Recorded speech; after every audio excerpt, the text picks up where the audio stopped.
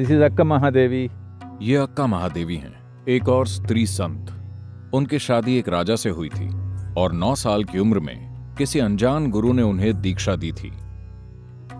ये भक्ति आंदोलन का असर था जिसने सभी जंजीरें, सभी धारणाएं तोड़ दी कि ईश्वर को कैसा होना चाहिए और कैसा नहीं। किसी ने ईश्वर को अपने बच्चे के रूप में देखा, किसी ने पिता के रूप में, किसी ने पति के रूप में, किसी ने पत्नी के रूप में, किसी ने प्रेमी के रूप में, कई रूपों में, यहां तक कि कुछ लोगों ने ईश्वर को सेवक के रूप में भी देखा।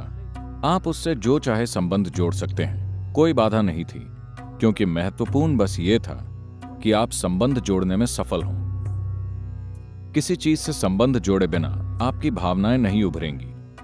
इसका मकसद सिर्फ ये था कि आप अपनी भावनाओं को मधुरता के एक स्तर तक पहुंचाएं और उसे बरकरार रखें। अगर आप मधुरता के उस स्तर को कायम रखेंगे तो स्वाभाविक रूप से जीवन का बोझ संवेदनशील हो जाएगा और वास्तविकता के अनुभव की संभावना के प्रति एक खुलापन आ जाएगा। तो When some of the poetry, कुछ कविताएं खुद को तीव्र बनाने का एक तरीका है, कुछ कविताएं अनुभूति की एक अभिव्यक्ति है। जब एक हृदय दूसरे को छूता है और महसूस करता है, तो क्या यह एहसास सबसे बढ़कर नहीं हो जाता? फिर क्या वो किसी मर्यादा को सहन कर सकता है?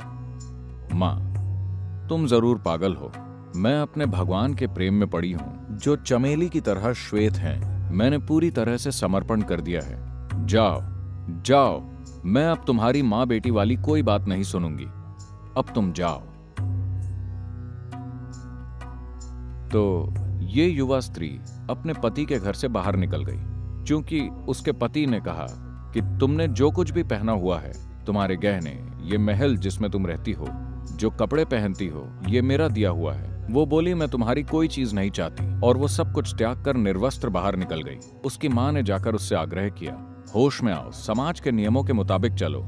इसलिए वो बोलती है, अब मैं ये माँ बेटी वाली कोई बात नहीं सुनूंगी। अब तुम जाओ, क्योंकि मैं शिव के प्रेम में पागल हो चुकी हूं।